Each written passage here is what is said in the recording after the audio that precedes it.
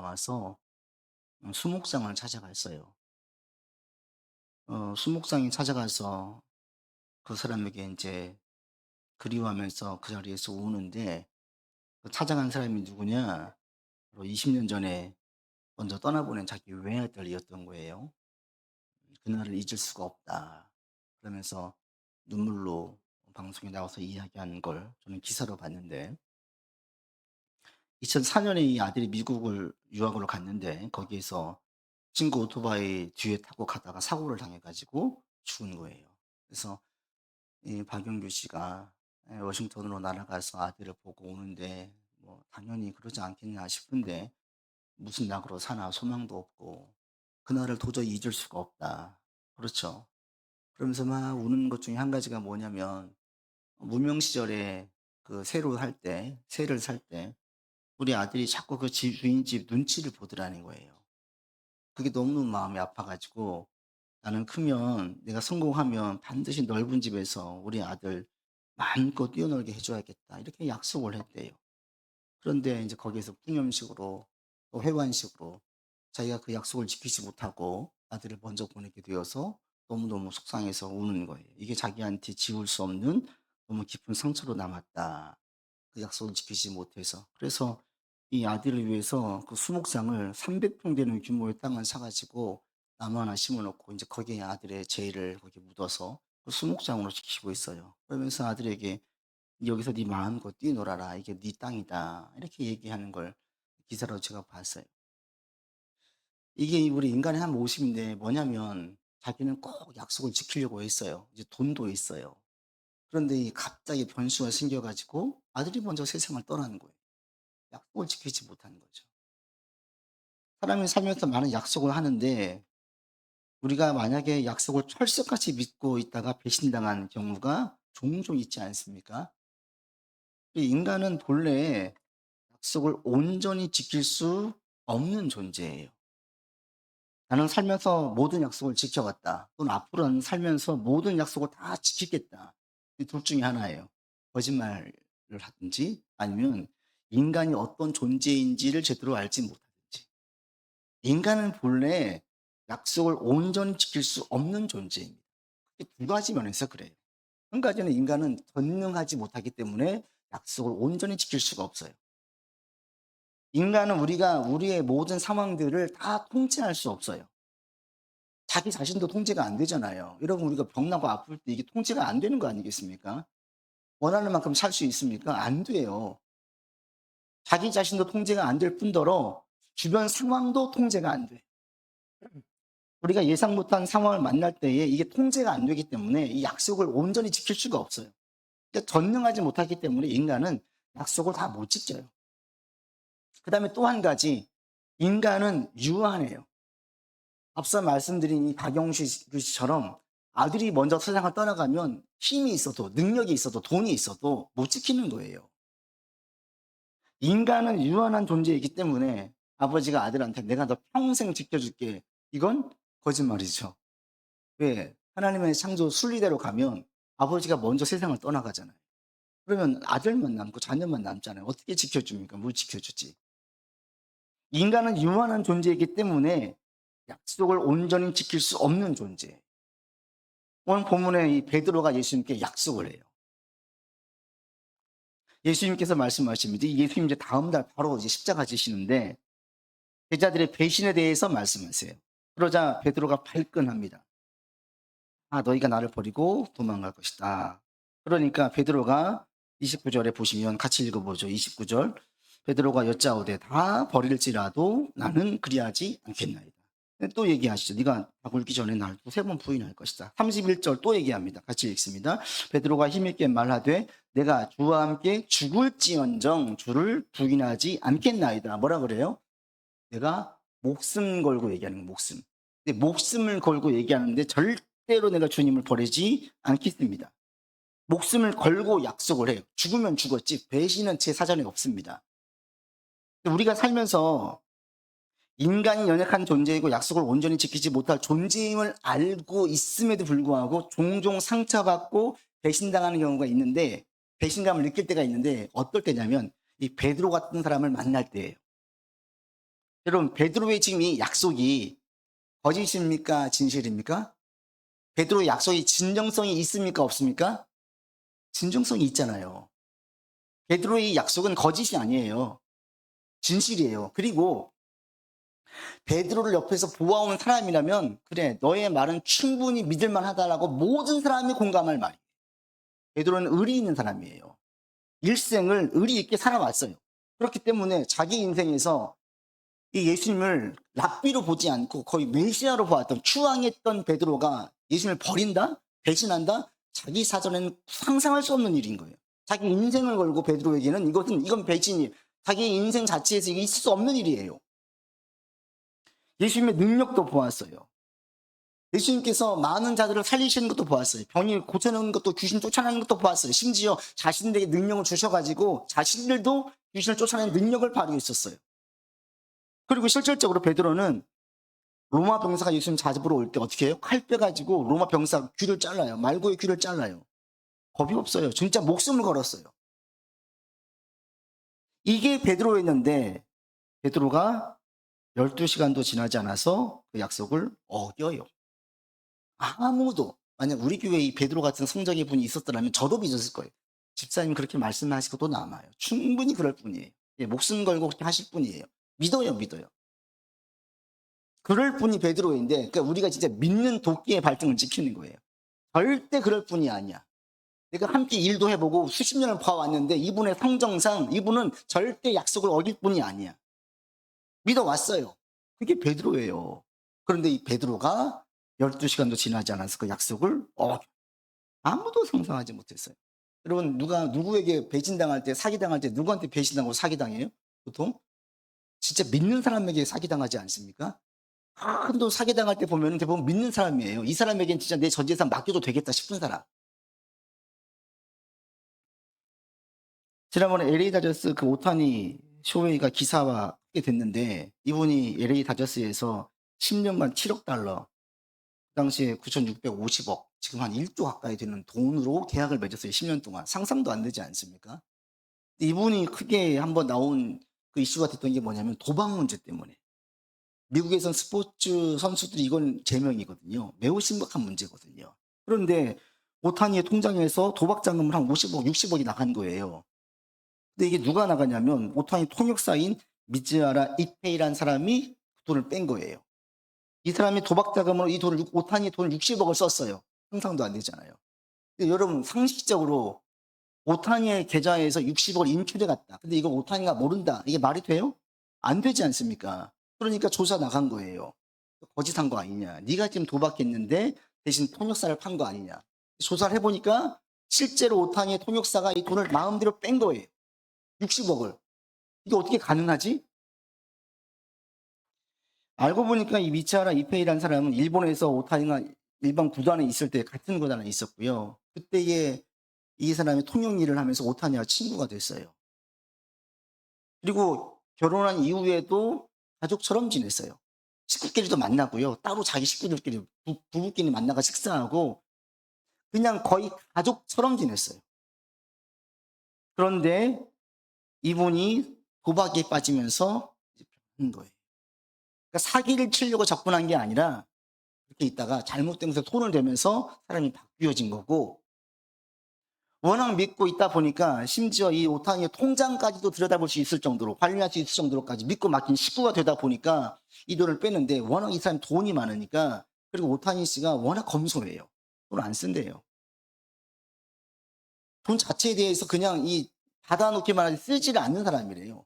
이게 구두쇠가 아니라 그냥 검소하대. 그러니까 안 본 거예요. 그동안 60억을 다 뺏어 쓴 거예요. 이 오타니 씨는 살면서 이제 가족 이외에 누굴 믿겠습니까?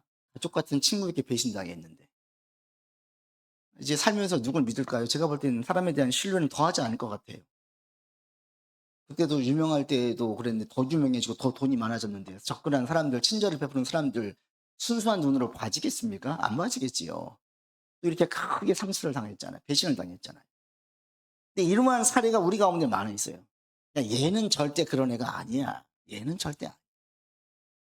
대부분 이런 사람에게 크게 상처를 받고 사기를 당해요.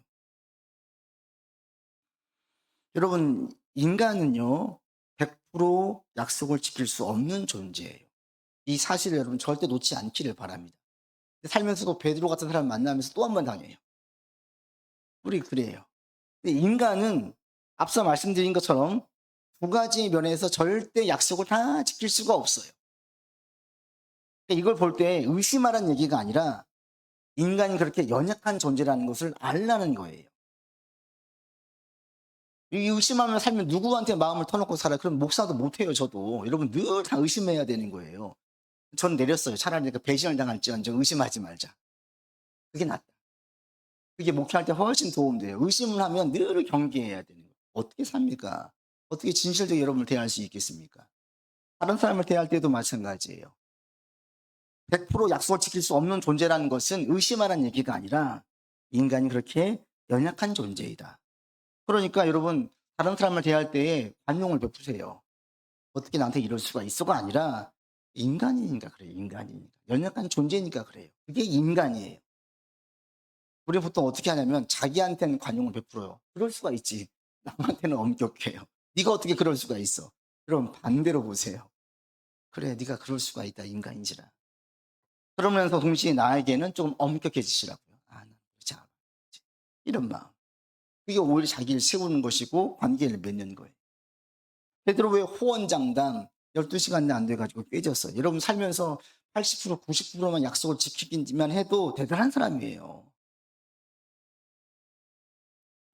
제자들이 배신을 말씀하신 다음에 주님께서 두 가지를 더 말씀하십니다. 여러분 27절 보십시오.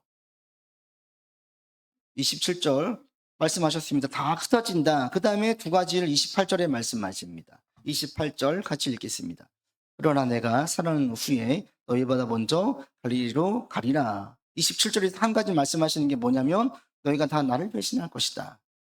이것은 예수님의 예언이에요. 전지하신 예수님이기 때문에 이 예언이 맞았어요. 그 다음 28절에서는 내가 부활할 것이고 너희보다 먼저 갈릴리로 갈 거다. 이건 약속이에요. 약속하셨어요. 그리고 주님께서는 부활하신 다음에 제자들보다 먼저 갈릴리로 가셨어요. 약속을 지키세요. 그리고 제자들을 세우세요. 예수님의 관심, 1차적인 관심은 이 제자들에게 있었어요. 이들을 세우는 데 있었어요. 지금도 마찬가지로 주님의 관심, 1차적인 관심은 누구한테 있습니까? 우리 믿는 자녀들에게 있어요. 그리스도인들에게 주님의 관심이 있습니다. 세상에서 유일하게 약속을 100%다 지킨 분이 계신데 바로 예수님이에요. 왜? 두 가지 면에서. 예수님은 전능하신 분이에요. 바람도 잠잠케 하시고 병든 자도 낫게 하시고 모든 상황을 통제하실 수 있는 전능성이 있으시기 때문에 하신 말씀을 지키신 분이에요. 또 한 가지 예수님은 무한하신 분이에요. 죽음의 끝과 끝나지 아니하시고 부활을 예고하셨고 실제로 부활하심으로 말미암아 그 생명이 무한해지신 거예요. 무한한 분임을 우리가 알게 되었어요. 무한한 분이시기 때문에 예수님의 약속은 하나도 어김이 없어요. 여러분 우리가 보고 있는 성경책도 뭐예요? 이게 약속의 책이에요. 약속의 책. 구약은 올드 테스트먼트, 신약은 뉴 테스트먼트. 옛 약속, 새로운 약속이에요. 이 약속이에요. 그런데 이 구약과 신약의 약속은 지금도 유용하고 효력이 매우 큽니다. 왜? 하나님이 여전히 힘을 가지고 있고 능력을 가지시고 계시고 하나님이 여전히 무한하시고 영원하시기 때문에 하신 말씀이 능력이 없으면 또는 그가 죽으면 사라져요. 그런데 그 말씀하신 말씀을 한 자가 능력이 있고 여전히 살아있으면 그 말씀은 유효하지요. 성령 말씀은 여전히 유효해요. 왜? 하나님이 살아계시기 때문에. 왜? 여전히 그분의 능력은 계속되어지기 때문에. 그래서 하나님의 말씀은 우리 가운데 절대예요. 절대. 전 여러분이 이 약속의 말씀을 결코 놓지 않는 자 되기를 바랍니다. 하나님의 말씀과 인간의 말이 충돌될 때가 있어요. 그때 누구의 말을 들어야 돼요? 하나님 말씀을 들어야 돼요. 모든 사람의 말이 하나님의 말씀과 충돌될 때도 있어요. 이게 사조이고 이게 풍조예요. 누구의 말을 들어야 돼요? 하나님 말씀을 들어야 돼요. 인간의 사조와 풍조는 바뀌고요. 유행도 바뀌고요. 인간의 약속은 언제든지 깨질 수가 있어요. 그러나 하나님의 말씀은 1.1획도 어겨지지 않아요. 그리고 그 능력은 계속되어져요. 그러니까 여러분이 말씀을 귀히 여기는 사람 되기를 바랍니다. 말씀을 귀히 여기고 이걸 내 좌우명으로 삼고 다른 사람들은 반드시 보상을 받아요. 반드시. 그래서 이 말씀을 기대하면서 여러분 말씀을 붙잡으시고 이 말씀이 이루어질 걸 기대하면서 최선을 다하면 주님의 역사를 보게 되어져요. 그리고 이걸 귀히 여기는 사람들은 삶에서 나타나는 특징이 한 가지 있는데 뭔지 아십니까? 다른 사람들과의 약속을 중요하게 여겨요. 하나님의 말씀을 귀히 여기면 자연스럽게 사람들과의 약속도 잘 지키는 사람으로 평가받아요. 그건 자연스러운 이치예요. 눈에 보이지 않는 하나님의 말씀을 내가 약속으로 알고 믿고 따른 사람들은 눈에 보이는 사람들의 이 약속과 반응에 대해서 안 지킬 수가 없어요. 눈에 보이지 않는 하나님, 지금 당장 벌라치지도 않고 반응하지도 않고 눈에 보이지 않아요. 근데 이 말씀 내가 귀히 여기는 사람이에요. 그러면 지금 당장 반응하는 사람들에게 약속을 안 지키겠습니까? 그러니까 이게 안 지킨다면 앞뒤가 안 맞는 말이에요. 믿지 않는 사람들 가운데 다른 사람과의 그 관계를 잘 지키는 사람, 신의가 있고 약속을 잘 지키는 사람, 이분이 예수 믿잖아요. 누구보다 신앙이 빨리 성장해요. 왜 그런지 아십니까? 사람들과 약속을 중요하게 여겼기 때문에 하나님을 믿은 다음에 이 언약의 말씀을 누구보다도 더 귀하고 중요하게 받아들여요. 때문에 이 말씀을 중요하게 여기니까 신앙이 빨리 성장할 수밖에 없어요. 가장 빠른 성장이 뭡니까? 말씀을 귀하게 여기고 따르는 거거든요.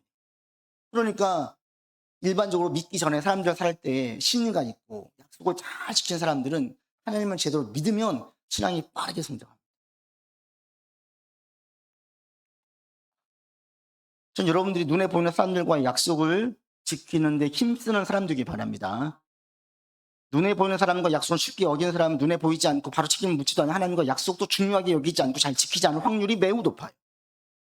사람 앞에 신실한 사람이 하나님 앞에 신실해요. 하나님께 신실한 사람 앞에 신실해요.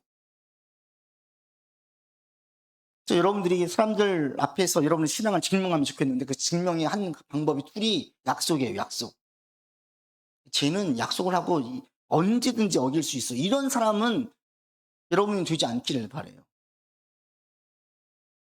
약속을 잘 지키는 사람들은 주변 사람들이 그 사람 말에 귀를 기울입니다. 쉽게 약속도 안 하고요. 약속을 잡으면 이건 진짜기 때문에 상대방도 그 약속을 귀담아 들어요. 그리고 그 약속을 지키려고 해요.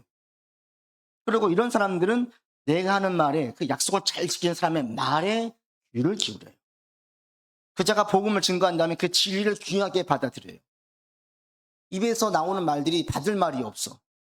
전부 다 이게 언제 바뀔지 모르는 거짓말로 가득한 말. 그 사람이 복음을 증거해 보십시오. 듣겠습니까? 도매급으로 함께 넘어가는 거예요. 여러분들 사람들 앞에서 여러분 신앙을 증명할 수 있기를 바라고요. 한 가지가 약속이에요. 약속. 사람들과 약속을 잘 지키려고 애를 쓸 수 있는 여러분들 되기를 바랍니다. 예수님께서 제자들이 모두 자신을 버리고 도망갈 것이라고 예언하셨지요. 그런데 불행하게도 이 예언의 말씀은 그대로 실현돼요. 그러니까 한 명도 남지 않고 다 도망을 가서 이 사도로 세우신 자격 면에서 보면 이 모든 사도들은 전부 다 사도의 자격이 없는 자들이에요. 12시간도 안 돼가지고 자기 살겠다고 도망갔는데 자격이 있습니까? 3년 동안 같이 했어요. 먹고 자고 함께 했어요. 가르침도 배웠어요. 능력도 봤어요. 그 예수의 이름으로 자기들 통해서 능력도 나타나는 것도 보았어요. 또는 그리스도죠 살아계신 하나님 아들이라는 고백도 했었어요. 그런데 자기가 생명의 위협을 느끼니까 다 도망가 버렸어요. 어떻게 이런 사람을 지도자로 세울 수가 있습니까? 자격 없죠. 놀랍게도 어떻게 돼요? 자격 미달인 이 사람들이 전부 다 나중에 사도의 사명을 잘 감당하고 순교해. 모두 다. 신비 아니에요? 자격 없으면 그 사람이 회복되어지기가 쉽지가 않아요. 그런데 모두 도망갔는데 모두 회복됐어요. 이게 어떻게 가능한 거예요? 이 말씀을 묵상하면 우리에게 희망을 발견할 수 있고 옆에 있는 우리 믿음의 사람들 볼 때 희망의 눈으로 기대하는 마음으로 바라볼 수 있어요. 왜? 배신했던 베드로, 야고보, 요한 모든 제자들 그들이 다시 회복되어서 순교의 길로 갔다면 우리는 배신을 안 했잖아요. 여러분 배신했어요? 우린 배신 안 했는데 우리도 충분히 쓰임받을 수 있다는 거예요. 이게 어떻게 가능합니까? 그러니까 이걸 볼 때에 여러분들이 여러분 연약함을 볼 때에 상대의 연약함을 볼 때에 '그래 자격이 없어.' 단정 짓거나 판단하지 마세요. 왜? 그 판단의 눈으로 보면 베드로도 안드레도 야고보도 요한도 모든 제자도 전부 자격 없는 자예요. 근데 주님께서 다 세우셨어요. 다 세우셨어요. 이게 어떻게 가능했느냐? 첫 번째는 부활하신 예수님을 보았기 때문이에요. 부활하신 예수님. 이를 통해서 예수님께서 랍비나 유대의 왕이 아닌 온 인류의 왕이신 하나님이심을 확인했어요. 확신했어요. 또 한 가지는 죽음 너머의 세계에 대해서 분명히 보았어요. 죽으시고 부활하신 예수님을 통하여서 죽음 너머의 세계가 끝이 아니고 불안한 미지의 세계가 아님을 확신하면서 안심하게 됐어요. 이것이 죽음을 두려워하지 않고 사도직을 감당하게 만들었어요. 저희가 지금 새벽마다 요한계시록 말씀을 함께 나누고 있습니다. 제가 요즘 말씀을 나누면 나눌수록 어떤 마음이 드냐면 그래 우리의 본향이 이곳이 아니야. 여러분 우리가 여기 살면 얼마나 살아요? 강건해야 70, 80이래요. 우리가 살고 있는 이 땅은 영원히 살 곳이 아니에요. 물론 지금의 이 어려운 시국 가운데에 이 땅을 위해서 같이 기도할 필요가 있어요. 안정을 찾아야 돼요. 그러나 우리의 본향은 여기가 아니에요. 우리의 시민권은 대한민국 국민이면서 동시에 천국 시민권자인데 이중국적자인데 우리의 진짜 시민권은 천국 시민권이지 여기가 아니에요. 이것을 확신하고 알면 알수록 깨달으면 깨달을수록 주신 사명을 잘 감당할 수 있어요. 여러분들 이 사실 놓치지 않기를 바랍니다. 요즘에 요한계시록 쭉 나누고 있는데 나누면서 하나님의 심판을 예고하거든요. 마지막 때 반드시 온다. 심판이 있다. 깨어있으라. 환란이 올 때 넘어지지 마라. 믿음을 지켜라. 인내해라. 이게 저 본향에 대한 확신이 있어야 가능한 거예요. 부활한 주를 통해서 이 제자들이 이걸 보게 되었어요. 그 다음에 이 부활한 주를 본 다음에 제자들이 한 가지 변화된 게 있어요. 뭐냐면 그때부터 주님께서 하셨던 말씀들을 다 곱씹기 시작했어요. 그 전까지는 여러분 오늘 본문에 보시면 주님께서 세 가지를 말씀하시는 거예요. 첫 번째, 너희가 나를 버린다. 두 번째, 내가 부활한다. 세 번째, 내가 너희 찾아갈게. 그럴 때 제자들은 어디에 반응했습니까? 세 가지에 다 반응하지 않았어요. 어디에만 반응했어요? 버린다는 것에만 반응했어요. 우리가 버린다고 발끈한 것, 여기에만 발끈하지 부활을 묻지도 않고 다시 온다는 게 무슨 뜻인지 묻지도 않아요. 관심이 없는 거예요. 부활 전에 예수님과 함께 있었던 제자들은 자신들의 관심을 가는 부분에만 관심을 뒀어요. 그런데 부활하신 예수님을 본 다음에 제자들은 그동안 하셨던 모든 말씀에 관심을 두기 시작했어요. 성전을 헐라 사흘 동안 내가 일으키겠다. 아 그게 이런 뜻이구나. 부활하신 예수님에 대한 말씀이구나. 그 이후 제자들은 예수님께서 하셨던 모든 말씀에 관심을 뒀어요. 여러분 우리가 살면서 이 영적인 깨우침, 가르침, 지혜를 언제 얻는 줄 아십니까? 내가 예상 못했던 분야의 말씀이 빵 들려올 때 그래요. 전혀 관심을 두지 않았는데 새롭게 그게 내 눈에 들어올 때, 그쪽을 한 번도 생각해 보지 않았는데 생각하게 될 때, 여러분 설교를 들을 때 그래서 한 말씀 한 말씀 자꾸 귀 기울여 들으시길 바랍니다. 성경 읽을 때도 마찬가지예요. 내가 애를 키우잖아요. 그러면 어디에 온통 말씀이 관심이 가요? 아, 이게 양육에 관련된 데만 내 눈이 가요. 어떤 물질적인 부분에 신경이 있으면 물질적인 부분에만 관심이 가요. 근데 그 문제를 해결하려고 예배드리지 마시고요. 올 때에는 진짜 그냥 주님께 다 맡기고 오세요. 주님 오늘 제게 말씀해 주세요. 어떤 부분에서 말씀해 주시겠습니까? 어떤 부분을 제가 들어야 될까요? 제자들이 부활한 예수를 본 다음에 바뀌어졌어요. 모든 말씀을 귀히 여겼어요. 여러분 한 말씀도 우리가 버릴 말씀이 없어요. 귀한 말씀. 그러니까 말씀을 드릴 때에 아, 이건 내 관심 없는 부분이야. 아니 그냥 접어두고 하는 게 아니라 말씀에 집중하는 거예요. 그러면 그때 내게 나를 깨우쳐 주시고요. 내가 생각하지 못했던 영역들을 새롭게 보게 만들어 주시고요. 거기서 새로운 지혜를 얻게 되고 큰 가르침을 받게 됩니다. 여러분은 이렇게 들려지는 은혜가 있기를 바랍니다. 이게 뭐야? 나 전혀 몰랐었는데 새롭게 들려지고 새롭게 깨달아지고 내 삶에 엄청난 지혜를 줘요. 말씀을 맺습니다. 인간은 약합니다. 약속을 다 지키지 못하는 존재예요. 그러니까 여러분 스스로에겐 조금 더 엄격하시고 자기 정죄로 가지 마시고, 그리고 사람들을 대할 때는 관용으로 바라보세요. 그리고 인간은 약하지만 하나님은 강하시고, 인간은 약속을 어기지만 하나님은 100% 지키시는 분입니다. 그러니 우리가 살면서 정말 지혜로운 자라면 인간의 말을 따를 게 아니라 하나님의 말씀을 따르는, 여호와의 말씀을 가장 귀히 여기고 다른 여러분들 되기를 바라고, 한 말씀 한 말씀이 나를 깨우치고 내게 영적인 살이 되고 약이 되고 양식이 되어서 내게 주신 사명들을 감당하는데 넉넉히 감당하고, 여러분 마지막에 주님 부를 때 본향 갈 때 하나님 감사합니다. 또 주께서 우리를 볼 때 잘하고 잘하였도다 착하고 충성된 종아라고 칭찬받는 우리 모두가 되기를 원합니다. 기도합시다. 아버지 하나님, 사도로서의 자격이 없었던 제자들을 불러 사도로 세우시고 또 사도의 직을 감당케 하셨습니다. 하나님, 우리 또한 연약하고 부족하지만 우리를 통하여서 맡기신 사명들을 잘 감당케 인도하실 것을 믿습니다. 우리가 주의 말씀을 귀히 여기고 여전히 신뢰성이 있고 효력이 있고 능력이 있는 주의 말씀을 가장 귀히 여기면서 사는 우리 되게 하여 주시옵소서. 우리 구주 예수 그리스도 이름으로 기도드립니다. 찬송가 357장 찬양하면서 봉헌하겠습니다.